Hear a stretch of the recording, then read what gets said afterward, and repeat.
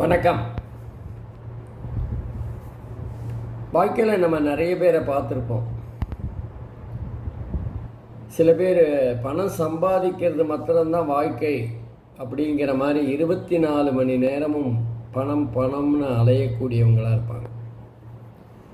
இன்னும் சில பேர் பணத்தை பற்றியே கவலைப்படாமல் மக்கள் தான் முக்கியம், மனிதர்கள் தான் முக்கியம் அப்படின்னு உறவுகளோட அதிக நேரம் செலவு செய்கின்றவர்களாக இருப்பார்கள். யாருக்கெல்லாம் இந்த மாதிரி பணத்தாசை அதிகமாக இருக்கும், பணம் தான் வாழ்க்கையில் பிரதானம் அப்படிங்கிற ஒரு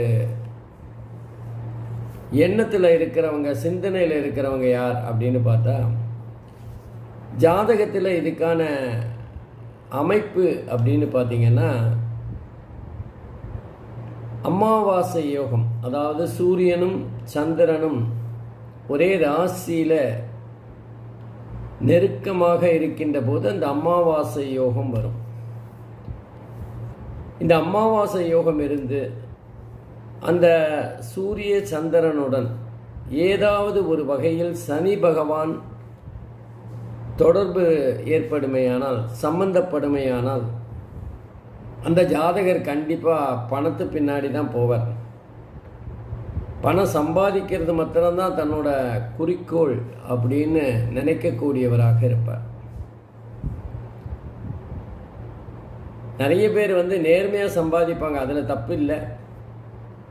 தவறான முறையில் சம்பாதிக்கிறவங்களும் இருப்பாங்க. அதை எப்படி பார்க்கறது அப்படின்னா, ஒரு ஜாதகத்தில் 3 கிரகங்கள் ஆட்சி உச்சமாக இருக்குமேயானால் அந்த ஜாதகர் ஓரளவுக்கு மனசாட்சிக்கு கட்டுப்பட்டு நேர்மையாக சம்பாதிக்கணும் அப்படிங்கிற ஒரு எண்ணம் இருக்கும். அல்லது நம்ம தப்பான வழியில் சம்பாதிக்கிறோன்னா அதுக்காக வெட்கப்படுகின்ற சூழ்நிலை இருக்கும். ஆனால் அதே நேரத்தில் ஒரு ஜாதகத்தில்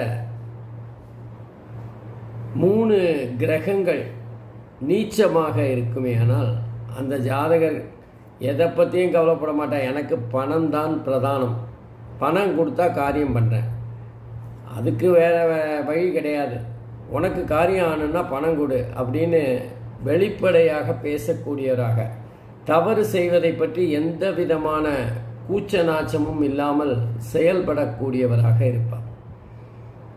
ஆகவே ஒரு ஜாதகத்தில் சூரியனும் சந்திரனும் ஒரே ராசியில் அமாவாசை யோகத்தில் இருந்து சனி பார்த்தால் அவர்கள் பணத்தை துரத்துகின்றவர்களாக இருப்பார்கள். நன்றி, வணக்கம்.